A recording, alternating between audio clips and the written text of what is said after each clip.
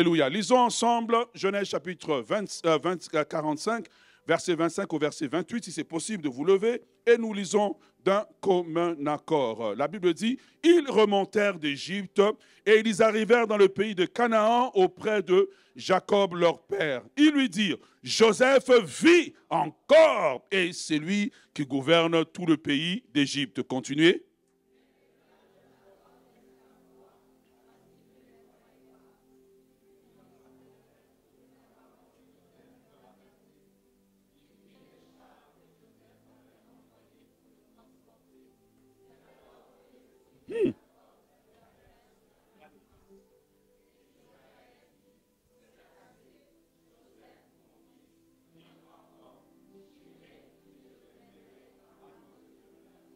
Alléluia.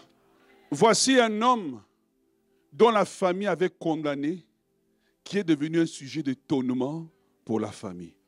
Je déclare sur ta vie que partout où on n'a pas cru en toi dans ta famille, tu vas devenir une référence. Tu vas devenir un sujet d'étonnement. On pourra dire que quand Dieu l'a visité, Dieu nous a visités et nous sommes même étonnés. Nous ne comprenons pas comment Dieu l'a fait avec elle. Psaume 105, le verset 16 au verset 22. La Bible dit, il appela sur le pays la famine, il coupa tout moyen de subsistance. Continuez.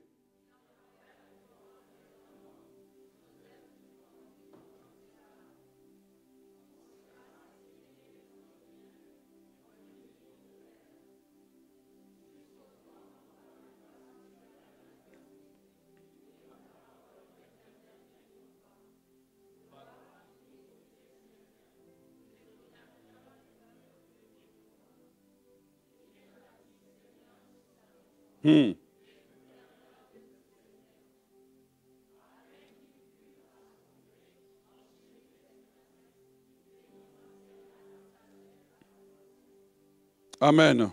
Asseyons-nous un moment.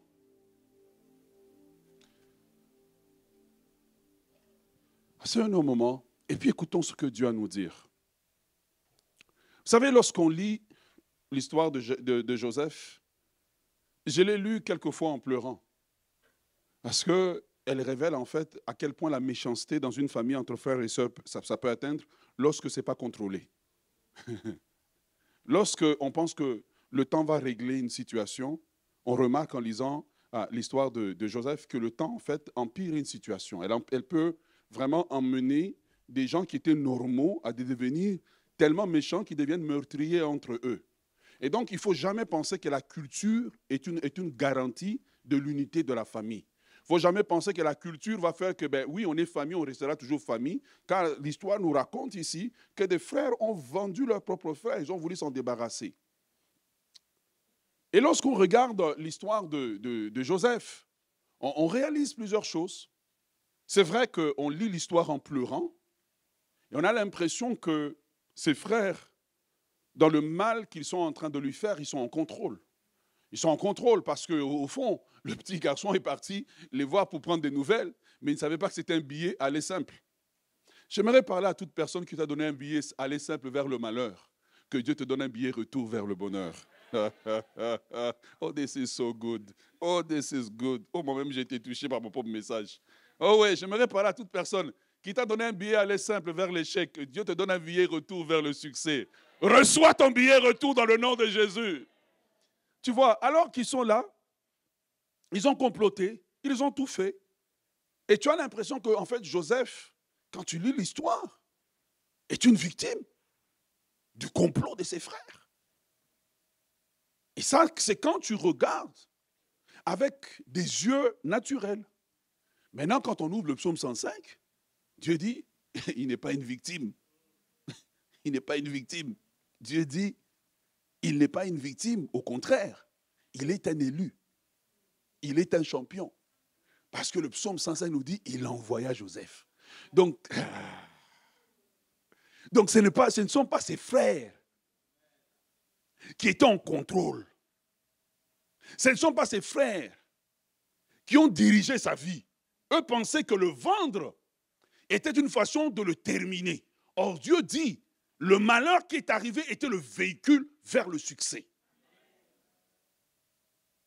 Être un chrétien naïf, c'est penser que Dieu t'emmène vers le succès. Simplement, tout va bien. Tu es comme à la plage. Tu te lèves, le soleil brille, le ciel est bleu, etc. Mais Dieu montre l'autre versant de l'histoire de Joseph. Il nous fait réaliser qu'il nous conduit parfois dans les sommets où tout est vert, mais il nous conduit parfois dans la vallée où tout est sombre et on a l'impression que Dieu n'est pas là. Les gens qui ont appris à connaître Dieu, ont appris à confesser dans les temps difficiles que Dieu est pour nous un abri et un secours qui ne manque jamais au temps de la détresse. J'aimerais te dire, qu'importe ce qui est en train de se passer dans ta vie, qu'importe la tempête dans laquelle tu es en train de traverser, Dieu est au contrôle. Oh yes, Dieu est au contrôle. Quand les frères de Joseph le vendent pour l'emmener en Égypte, pour qu'il soit vendu comme esclave et fini, la Bible dit dans le psaume 105, il envoya Joseph. Les frères n'étaient qu'un instrument de collaboration au bonheur. Les frères n'étaient qu'un véhicule de collaboration au succès. J'aimerais te parler. Parfois, nous lisons notre vie en regardant juste les personnes qui nous ont fait du mal. Si mon oncle avait fait, si mon père avait été là, etc. J'aimerais te dire, qu'importe ce qui t'est arrivé, Dieu était en contrôle. Il était assis sur son trône. Il sait comment changer le mal en bien. J'aimerais te dire d'apprendre à célébrer Dieu pour ce que tu n'as pas eu dans la vie. Ce que tu n'as pas eu, c'est parce que tu n'en as pas besoin pour avoir du succès. Je le répète. Ce que tu n'as pas eu, c'est parce que tu n'en as pas besoin. L'amour que tu n'as pas reçu, c'est parce que tu n'as pas besoin. Tu es plus fort que ce que tu n'as pas reçu. Oui, il envoya. Alors qu'on regarde sur la terre, on se dit, mais quelle famille de malades. En plus, ils ont la promesse de Dieu. Seigneur, tu ne pouvais pas choisir une meilleure famille. Dieu dit, j'ai des véhicules que j'utilise qui me permettent d'accomplir ma volonté. Que vous appelez malheur, dépression, perte d'emploi, divorce, je ne sais pas plein d'autres noms que vous avez. Vous les appelez situations négatives, je les appelle accélérateurs de destinée. Et Dieu dit, j'ai permis ça dans la vie de Joseph. Il dit, j'ai envoyé Joseph en Égypte. Et parfois, Dieu n'envoie pas dans le véhicule d'acclamation. Parfois, Dieu n'envoie pas dans les véhicules que tout le monde est content. Parfois, il envoie au travers des turbulences comme un avion qui doit traverser l'océan. L'avion monte, l'avion descend et tu commences à prier en langue. Rabbi Ogozé, Seigneur, on va mourir. Dieu dit non, l'avion s'écoule, mais l'avion est dans mes mains. Et l'avion ne va jamais tomber parce que j'ai destiné cet avion à atteindre son port. J'aimerais te dire, je ne sais pas qu'est-ce qui est brisé dans ta vie. Qu'est-ce qui fait que dans ta vie, tu as la conséquence des choix de quelqu'un, la conséquence des décisions de quelqu'un sur ta vie. Et tu as l'impression qu'à cause de ça, ta vie est instable, ta vie ne peut pas avancer. J'aimerais te dire que le Dieu de Joseph a décidé aujourd'hui d'entrer dans ton camp. Le Dieu de Joseph a décidé aujourd'hui de se lever pour toi. Tu diras comme Joseph, vous aviez prévu de me faire du mal, mais l'Éternel a changé. J'aimerais te dire une chose. Observe la vie de beaucoup de gens. Beaucoup de gens qui ont grandi, qui ont eu une enfance difficile. Tu vas les regarder, c'est des gens qui ont du succès. Ceux qui ont grandi, qui avaient tout. On les a envoyés dans les meilleures écoles. Tu vois, la vie ne les a jamais éprouvés. Regarde-les quand ils grandissent. La plupart d'entre eux, tu vas réaliser qu'ils n'ont pas tellement réussi, ils n'ont pas atteint leur niveau, ils n'ont pas tellement brillé. Mais ceux que la vie a secoués dans toutes les directions, tu les regardes dans la vie, c'est des hommes qui ont percé, c'est des hommes qui ont réussi. Pourquoi? Parce que ce qui ne te tue pas te rend fort. L'adversité te permet de développer les muscles mentaux, les muscles spirituels. L'adversité te permet de développer le caractère dont tu as besoin. Car ce que tu transportes est trop grand. Si Dieu ne te permet pas de traverser par l'adversité, ce qui va se passer, c'est que ce qu'il a mis en toi va te tuer. Ça va être trop lourd pour toi. Tu vas briser. Dieu dit, j'ai envoyé Joseph. Moi-même, je l'ai envoyé. Mais quel véhicule Dieu utilise? Quel véhicule? Les véhicules de souffrance, les véhicules de larmes, les véhicules de trahison. Celui qui t'a trahi a bien fait de te trahir. Ouais. Il a bien fait de te trahir. Tu sais pourquoi? S'il ne t'avait pas trahi, tu n'aurais pas appris qu'on peut trahir quelqu'un. Donc au sommet, tu aurais été naïf. Ouais. Les véhicules des dettes. Dieu te rend tellement endetté au début de ta vie que tu apprends à vivre avec peu. Tu apprends à ne pas compter sur une carte de crédit. D'ailleurs, même, tu apprends à avoir peur d'une carte de crédit. Dieu utilise différents types de véhicules pour t'emmener là où il doit t'emmener. C'est pour cela que la Bible dit par l'apôtre Paul que toute chose concourt au bien de ceux qui aiment Dieu. Si dans ta vie, tu t'assures que tu aimes Dieu, même le diable travaille pour toi. Si dans ta vie, tu t'assures que tu aimes Dieu, les sorciers travaillent pour toi. Si dans ta vie, tu t'assures que tu aimes Dieu, les circonstances travaillent pour toi. Pourquoi? Parce qu'à la fin, les Joseph apprennent à chanter. Ils ont un seul cantique avec un seul refrain. Je ne connais pas encore la mélodie, mais j'ai encore les paroles. Quelqu'un, trouvez-moi la mélodie. La mélodie de Joseph, c'est toujours « Vous aviez prévu de me faire du mal, l'Éternel a changé en bien. » Vous aviez Je t'ai dit, tu les croises en Haïti, ils le disent en créole. Vous aviez prévu, comment on dit en créole, de me faire du mal, mais l'Éternel a changé. Vous allez en Angola, vous les croisez. Vous aviez prévu de me faire du mal, mais l'Éternel a changé. Vous allez en RDC, vous les croisez. Ils disent, je ne sais pas comment on dit en RDC, aidez-moi s'il vous plaît. Vous aviez prévu de me faire du mal, mais l'Éternel a changé. Vous allez en Côte d'Ivoire, vous pensez que c'est différent. Parce que tous les Joseph ont le même ADN, la même corde qui jaillit en eux. C'est la confiance en Dieu, la capacité de s'appuyer sur Dieu et de croire que Dieu peut me délivrer du malheur. Dieu peut me délivrer de la méchanceté des hommes. Dieu peut arrêter la méchanceté des hommes dans ma vie. Le malheur peut se changer en bien. Voici le titre de la chanson de tous les Joseph.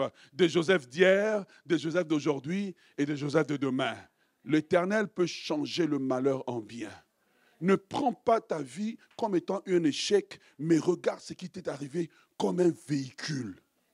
Un véhicule qui t'a emmené là où tu es. Le caractère ne se développe pas quand tout est doux. Le caractère se développe dans l'adversité. C'est quand tu es mordu que tu développes les antidotes contre les morsures. Voilà pourquoi tout vaccin est toujours une version miniature d'un problème futur. C'est pas ça? On ne peut jamais te vacciner avec une solution. On te vaccine toujours avec un problème. C'est puissant. On ne te vaccine jamais avec une solution. Jamais. On va prendre toujours le problème là. On prend le gros. On prend une dosage. Tu vois, ce que j'essaie de te dire ce matin, c'est ceci. C'est que tu as subi qui te semble grand. C'est petit par rapport à ce que tu dois faire face. Voilà pourquoi Dieu prend le vaccin, il te donne première dose, deuxième dose, troisième dose. Maintenant, quand les différentes vagues de la vie arrivent, tu peux traverser. Oh yes, tu peux traverser. Tu peux traverser. J'aimerais nous aider, bien-aimés, ce matin, pour aider les chrétiens qui ont grandi dans un évangile que tout doit être facile. Qui t'a dit que tout doit être facile? Même si on enlève l'évangile, juste la vie sur la terre, elle est difficile. Et donc, tu dois apprendre que Dieu utilise différents véhicules.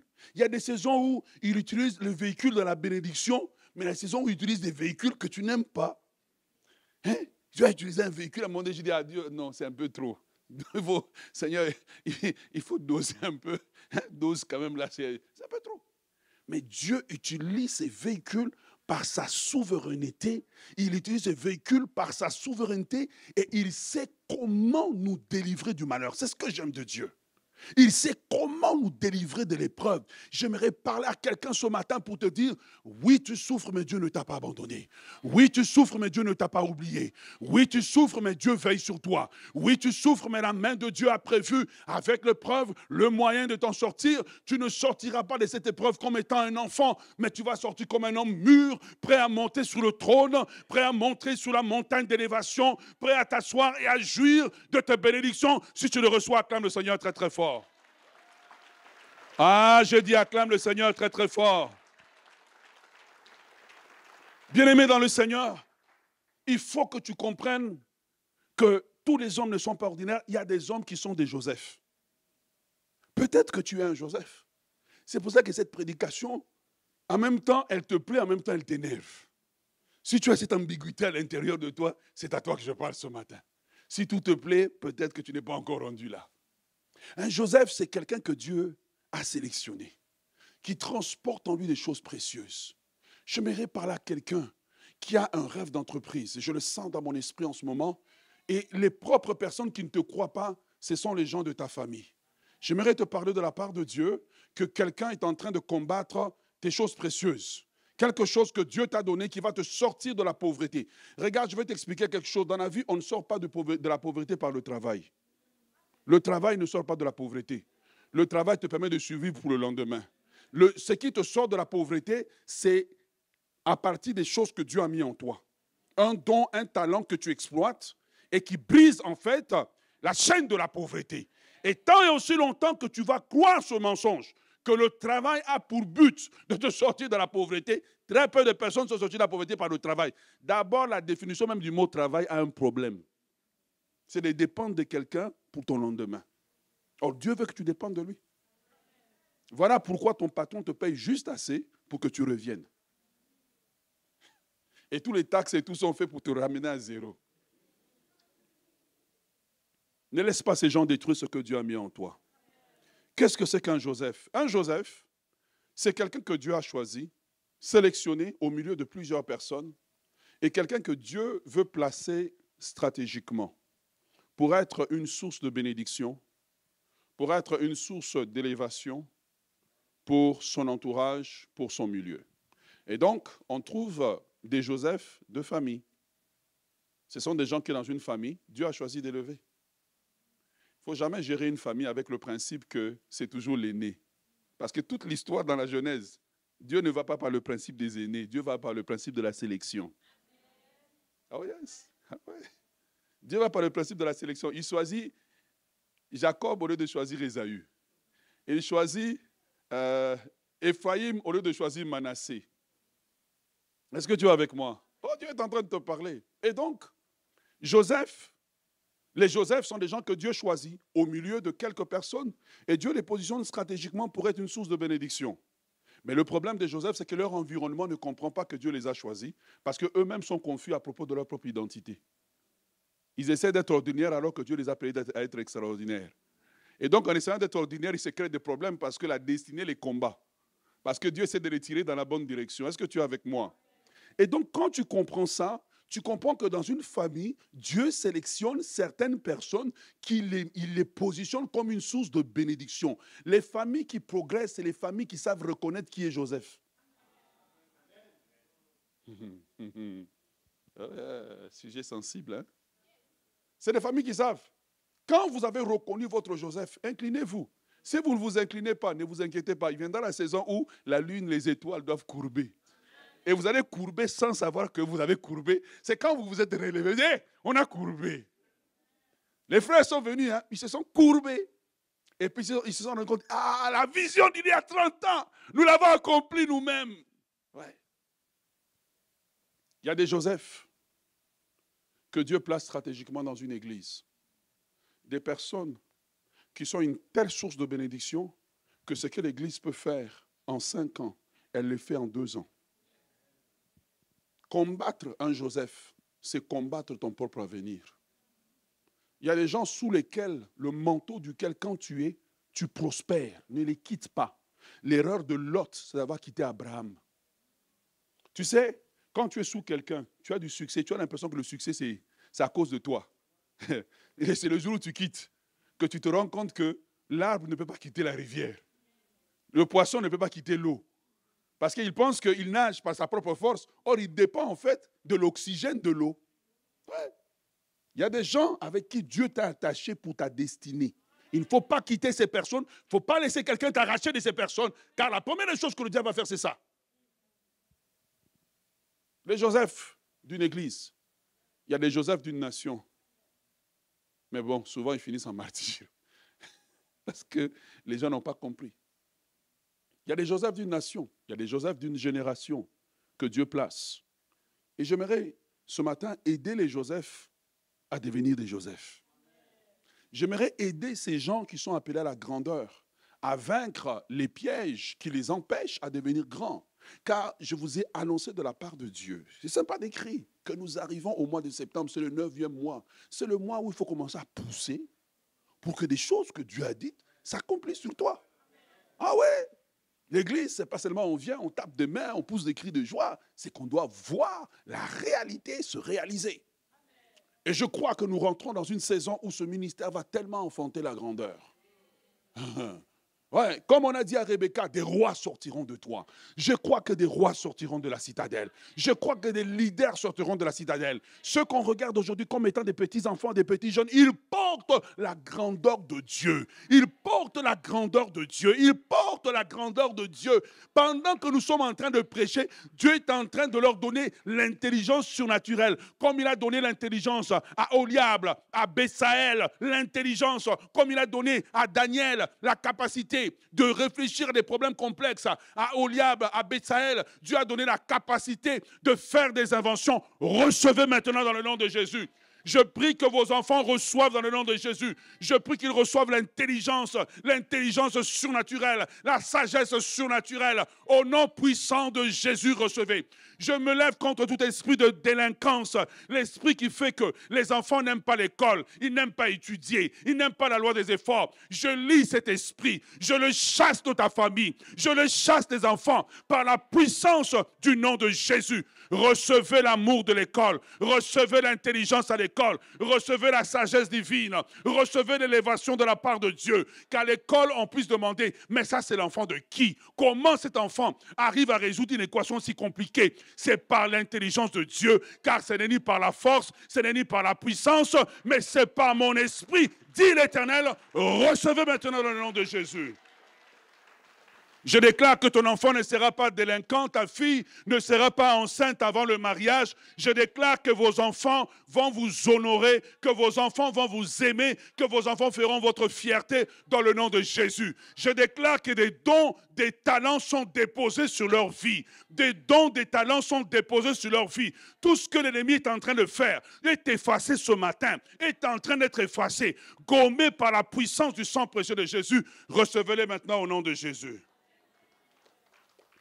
Bien-aimés dans le Seigneur, Dieu vous appelle à la grandeur. Dieu ne vous appelle pas à vous comporter comme des gens qui sont venus accompagner les autres succès. Dieu n'est pas mal à l'aise quand tu as du succès. Dieu veut que tu aies du succès. Chaque fois que Dieu a croisé un homme, il n'a pas dit « Oh, je t'appelle au malheur ». Il dit « Abraham, je rendrai ton nom grand ». Donc, prier pour que ton nom soit grand n'est pas une prière d'orgueil, c'est une prière normale. Si Abraham est notre père, il est le père de la foi. Donc, priez, Seigneur, rends-moi grand. Il n'y a aucun péché là-dedans. Mais d'ailleurs, quand tu pries même, Seigneur, je vais être pauvre. Dieu est étonné. Il dit, mais comment moi je peux être ton père? J'ai toute la richesse, toi tu vas être pauvre. Mais ça ne marche pas. Est-ce que tu es avec moi? Maintenant, lorsque tu comprends ça, tu comprends que la première des choses qui distingue les Joseph des autres et qui a distingué Joseph des autres, c'est sa capacité d'être humble. Les Joseph sont humbles. Dis à ton voisin, les Joseph sont humbles. Tu vois, les gens, la définition de l'humilité, beaucoup de gens, quand ils me regardent, disent, ah, ce pasteur-là, il est orgueilleux, il est fier. Ah bon? Ok. Tu vois, les gens pensent que l'humilité, c'est quelqu'un qui parle lentement. Que l'Esprit du Seigneur soit avec vous. Et que le Seigneur vous visite avec votre esprit. Amen. Là, on dit, ah, il est humble. Et puis, surtout quand il prêche, il faut qu'il marche comme ça. Il faut qu'il ait l'air fatigué. Ça, ce n'est pas l'humilité. Dieu nous crée avec différents types de personnalités. Quand je prêche, c'est mon manteau qui arrive. Et mon manteau, quand il arrive, il est violent. Quand tu me vois appeler les cultes, je suis calme. Moi-même, je ne comprends pas ce qui s'est passé. Je suis calme.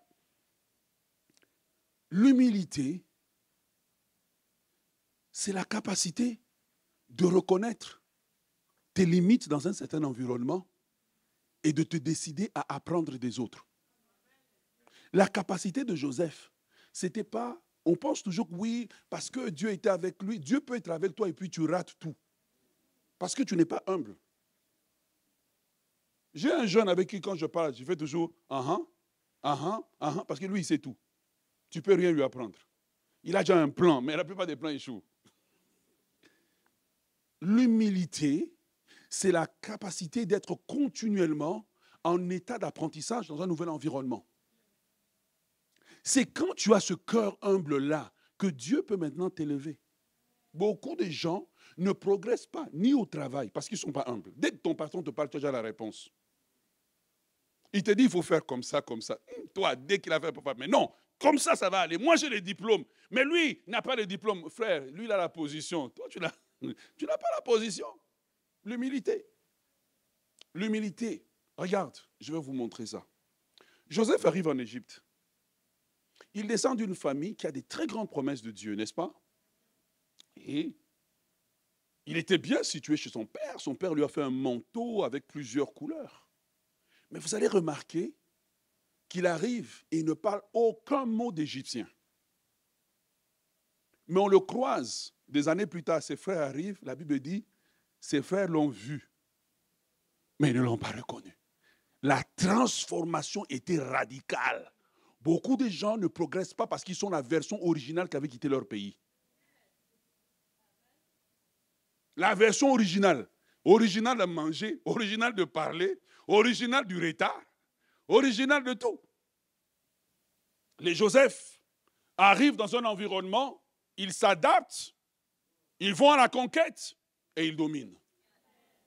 Les autres, il ne faut que parler. Quand j'étais, mais mon ami, quand est-ce que tu vas confesser au présent et au futur? Quand j'étais, quand j'ai fui, quand j'étais dans mon pays, tu n'es pas dans ton pays, adapte-toi. Apprends. Apprends. Dieu a déposé en toi la capacité d'apprendre. La première clé de Joseph, c'était sa capacité d'arriver dans un pays où il ne connaît rien et le malheur l'a emmené là. Bien aimé, les gens arrivent dans ce pays pour toutes sortes de raisons que tu peux dire publiquement et d'autres que tu ne peux pas dire. Chacun est venu à sa façon. Amen. OK. Maintenant, il arrive, il ne parle pas la langue du pays. Il ne connaît pas la géographie du pays. Il ne connaît pas la culture du pays. Mais on le retrouve des années plus tard. Cet homme a maîtrisé la langue. Il a maîtrisé comment on s'habille. Il a maîtrisé la culture. Et il est capable de donner des ordres aux gens du pays. Dieu élève ceux qui ont l'humilité d'apprendre. D'apprendre de leur environnement. Arrête de me dire, je ne parle pas anglais. Tu es capable de parler anglais. Tu n'as juste pas la volonté. Tu es juste trop rigide. Oui. Apprends. Apprends. Développe la capacité d'apprendre. J'aimerais juste vous aider. Combien ici ont YouTube? Levez la main. Combien? Non, levez la main bien haut. Ce n'est pas une question spirituelle, c'est une question charnelle. Levez la main. Combien vont sur YouTube? OK. Sais-tu que sur YouTube, tu peux développer YouTube comme un instrument d'apprentissage? Mais toi, qu'est-ce que tu fais? Tu regardes un chat qui danse. Tu regardes un Père Noël. Ah! Tu vois? Tu regardes des choses qui ne t'avancent pas. Sais-tu que au lieu de te payer un professeur d'anglais, tu vas sur YouTube, apprendre à parler anglais. Leçon numéro 1, good morning. Tu répètes, good morning. How are you? Tu répètes, how are you? Very well. Very well. With your broken accent, you still speak English and everybody can understand you. L'humilité. Arrête de dire que tu ne sais pas. Apprends à t'adapter. Arrête d'être en Égypte, tu réfléchis comme à Canaan. Arrête. Ton pays, quand tu as quitté, il ne t'a pas accompagné. Il est resté pour une raison. Donc, garde ce qui est bon, mais adapte-toi. La flexibilité d'apprendre des autres et d'apprendre de l'environnement est un véhicule qui te propulse. Et je ne parle pas seulement au niveau de la vie, même au niveau du ministère. La flexibilité d'apprendre. Apprendre comment on fait, comment on gère un ministère des hommes. Qu'est-ce que les autres sont en train de faire? Devenir humble pour être élevé demain. C'est la première clé qui fait que les Joseph, dans un environnement hostile, arrivent à percer. Toi, si on t'invite au restaurant, tu mets les gens tellement mal à l'aise. Dès que la nourriture arrive, tu n'as pas encore goûté. Et puis tu as toujours ton petit piment. Quelque part, ton petit sel. Quelque part. La nourriture, tu n'as même pas encore goûté. Parfois, il faut aller dans un restaurant auquel tu n'es pas habitué pour apprendre à te rendre flexible, t'exposer à autre chose, apprendre à manger avec des baguettes. La première fois que j'ai mangé avec des baguettes, je t'ai dit, tout le monde avait fini. Mais dans mon esprit, je me disais, mais si c'était à la main ici, j'aurais fini depuis longtemps, si c'était à la fourchette. Et beaucoup de gens n'arrivent pas à percer parce qu'ils ne sont pas flexibles. Musiciens pas capables d'apprendre un nouveau style musical. La plupart des gens résistent, combattent. Or, Joseph arrive. On le retrouve quelques années plus tard. On ne le reconnaît pas. Toi, si tu rentres d'où tu viens, tu es le même hier, aujourd'hui et éternellement. D'ailleurs, même quand il faut parler la langue du village, tu es même en avance par rapport à eux. Non, devenez comme Joseph. Transformez-vous. Utilisez les médias sociaux pour vous éduquer.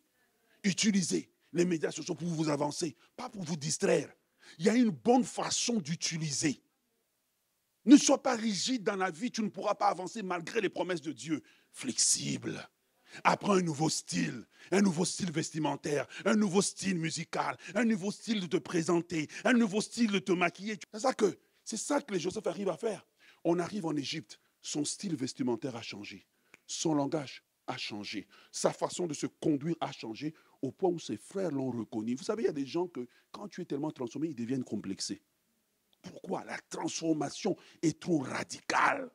Je vous appelle et je nous appelle en tant qu'Église à une transformation radicale. Il y a des peuples qui ne rentreront dans cette salle que quand nous allons nous décider, nous en tant qu'Église, à une transformation radicale.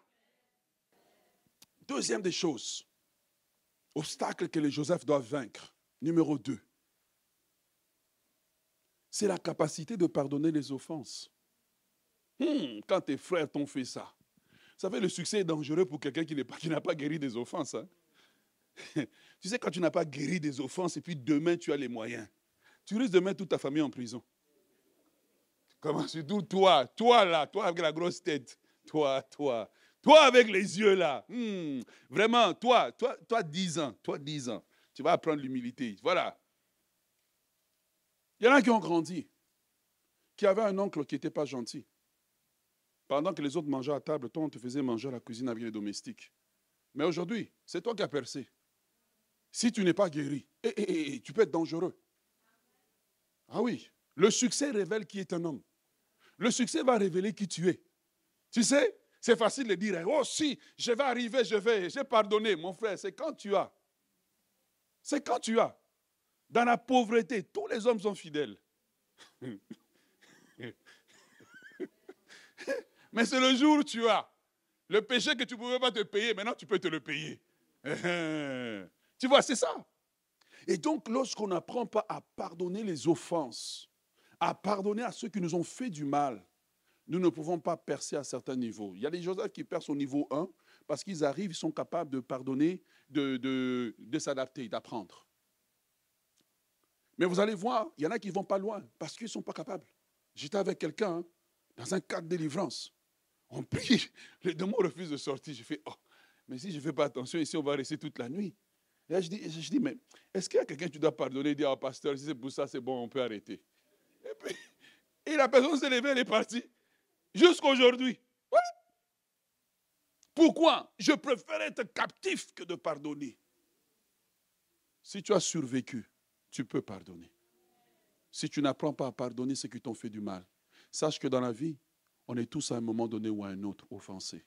Jésus a dit, il est normal, bon, dans la version française, il dit que le scandale arrive, mais dans la version anglaise, il dit, il est normal que l'offense arrive. À un moment donné, ton pasteur va t'offenser, surtout moi là, il faut me pardonner beaucoup. Donc quand tu me vois, même avant que j'ai fait quelque chose, pasteur, je t'ai déjà pardonné.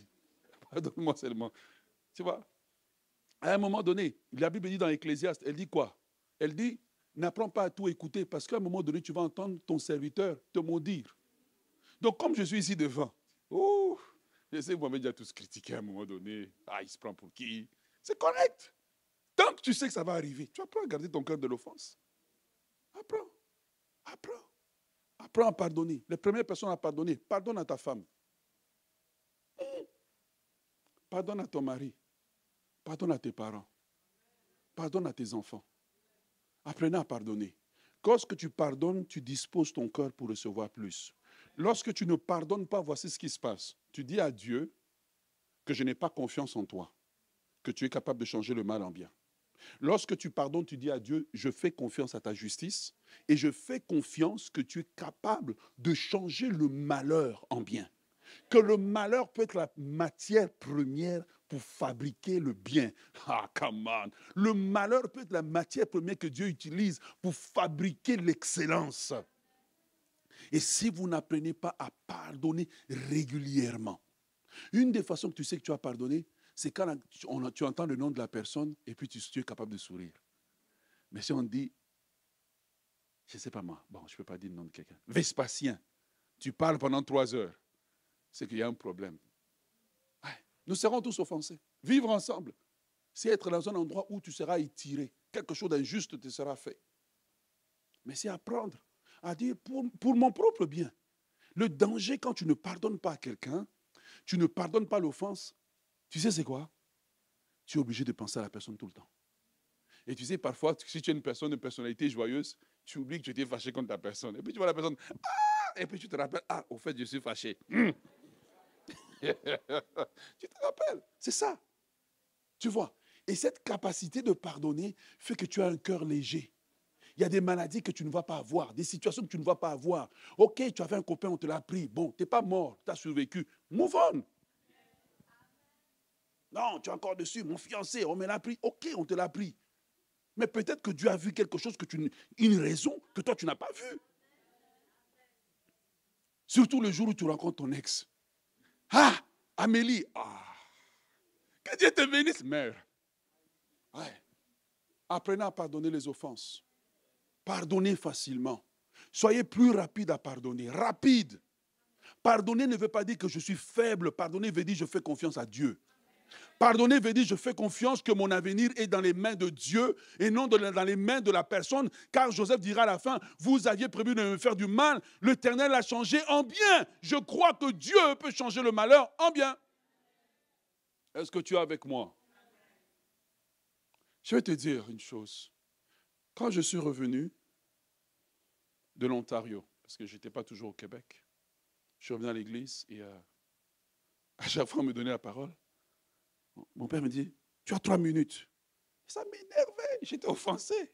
Parce que moi, je prêchais depuis l'âge de 17 ans. Mais j'ai réalisé un jour, le jour où EMCI est arrivé, ils m'ont écrit, on dit, est-ce que tu peux venir faire les pensées du jour? Or, les pensées du jour, il fallait être capable de donner le message en 3 minutes. Mes frères, mon adversité m'avait préparé, je ne savais pas. C'est ça qui m'a placé sur la chaîne. Parce que là où les autres luttaient, ils avaient du mal. Moi, je dis, oh, mais les chaînes qu'on a liées, Joseph, moi, je suis habitué. Moi, j'arrive, tac, tac, tac. Ils me disent, mais comment tu arrives à dire autant de choses en peu de temps? Je peux penser que les hommes sont là pour me bloquer, mais je peux croire dans la souveraineté de Dieu. Qu'est-ce que tu choisis de croire ce matin? J'aimerais parler à des gens qui pensent que parce que la personne a fait, c'est fini, ma vie ne va pas aller de l'avant. Qui t'a dit ça? Non, ce n'est pas vrai. Et c'est comme ça que ces restrictions-là, je ne savais pas que comme Joseph au psaume 105, que Dieu m'a envoyé quelque part, en posant des restrictions. Alors je peux dire, on me bloque, mon onction, mon ceci, et puis je quitte, et puis je change d'église. J'aurais loupé ce que Dieu a pour moi parce que je ne serais pas pasteur ici. Est-ce que tu es avec moi? J'aimerais t'encourager à pardonner à quelqu'un. Pardonne 3 types d'offenses. Pardonne les offenses qu'on t'a faites. Il y a des offenses qu'on nous fait. Hein. Parfois, tu dis à quelqu'un, en tout cas jusqu'à la tombe, je ne pardonnerai pas. Non, pardonne pour que tu dormes en paix la nuit, pour que tu ne penses pas à la personne. Et cette personne ne mérite pas que tu penses à elle tout le temps. Pardonne, laisse aller. Pardonne les offenses auxquelles tu as assisté. Peut-être que tu as vu quelque chose dans ta famille et ça t'a choqué. Parfois, quand on traite avec les jeunes dames pour le mariage, parfois, ah, mais je suis célibataire, je ne trouve pas. Oui, mais si tu es quelqu'un de spirituel, de sage, tu vas voir que parfois, elle a vu comment papa a traité maman, puis elle a décidé, moi, je ne me marierai pas si c'est comme ça. En fait, la racine, c'est l'offense auquel elle a assisté. Et elle a pris une décision. Et cette décision, en fait, l'a conduit. Et donc, inconsciemment, toute relation dans laquelle elle va aller, elle va essayer de rompre la relation parce qu'elle dit, je ne veux pas avoir le traitement que je vu ma mère subir. Quel bon silence, hein? L'offense auquel on a été exposé. L'offense parfois où on a vu un parent tromper l'autre. Et on dit, on ne peut pas faire confiance. Et donc, ton problème que tu penses est un problème d'une offense auquel tu es exposé. Troisième type d'offense, c'est l'offense qu'on a héritée. Tu sais, dans chaque pays ou chaque communauté, il y a toujours, on va dire, les gens de telle tribu, ils sont comme ça. Or, toi, malheureusement pour toi, c'est cette personne-là que ton cœur a battu pour. Maintenant, l'offense t'empêche parce qu'on t'a dit non, eux là, c'est des voleurs. Or, ton cœur, il peut pas aller à gauche et à droite. 30 ans approche, mais le cœur est toujours chez Jimmy. Ah ouais. L'offense qu'on a héritée, c'est des choses qu'on nous a racontées sur les autres. C'est des choses que l'histoire nous a racontées. L'histoire t'a dit que tel peuple a été réduit en esclavage par tel peuple a été colonisé. Quand ils ont été colonisés, voici ce qu'ils ont été faits. Et tu as comme une amertume à chaque fois. Si Dieu ne traite pas ça, tu auras du mal à percer, mal à devenir un Joseph, surtout quand parfois ta destinée est connectée à ce genre de personnes. Ça va bien? J'aimerais vous encourager à guérir de l'offense. Troisième des choses chez les Joseph, et nous terminons là ce matin, c'est sa capacité à être loyal envers les personnes pour qui il travaille. Juste être loyal. Être loyal, c'est rester fidèle. Ce n'est pas être fidèle quand tout va bien, mais c'est être fidèle parfois dans les temps difficiles. C'est être fidèle lorsque tu vois la faiblesse. C'est être fidèle quand tu es béni. Je vous parle, mes enfants, Dieu va vous bénir. Ah, Dieu va vous élever, violemment même. Ah ouais, Dieu va vous élever. Mais c'est rester fidèle. Ne quitte pas quand Dieu te bénit. Ne va pas ailleurs, reste ici. Ici, c'est ta maison. On n'est pas seulement une église, on est une famille spirituelle. Quand tu as un problème, ton problème devient mon problème. Quand tu as un problème, moi, je ne dors pas la nuit, ça me préoccupe. Ah oui, je ne vois pas un membre qui a un problème, puis moi, je suis tranquille. Non, ça me préoccupe, ça devient mon problème. Ça devient le problème des intercesseurs qui rongent les genoux jour et nuit, qui prient pour toi. On est plus qu'une église, on est une famille. Et dans une famille, il arrive une saison où, oui, peut-être les choses sont difficiles. Mais si tu es, je ne sais pas moi, Agathe Dubois, ben tu restes Agathe Dubois. Tu n'arrives pas au régime d'état civil. J'annule Dubois. Tu deviens Agathe de la Vallée. Non, ton nom reste ton nom. Et c'est ça, en fait, que nous avons besoin de faire. Alors que nous sommes en train de grandir comme Église, nous devons développer la capacité de demeurer une famille. Et une famille demeure ensemble. Qu'ils aient 5 enfants, 10 enfants, 20 enfants, la famille demeure ensemble au travers des temps difficiles. Au travers des temps où les vents soufflent, nous demeurons ensemble. Nous sommes la citadelle. Nous sommes une église. Nous sommes une famille. Nous sommes réunis autour des principes qui font que nous ne sommes pas seulement des numéros.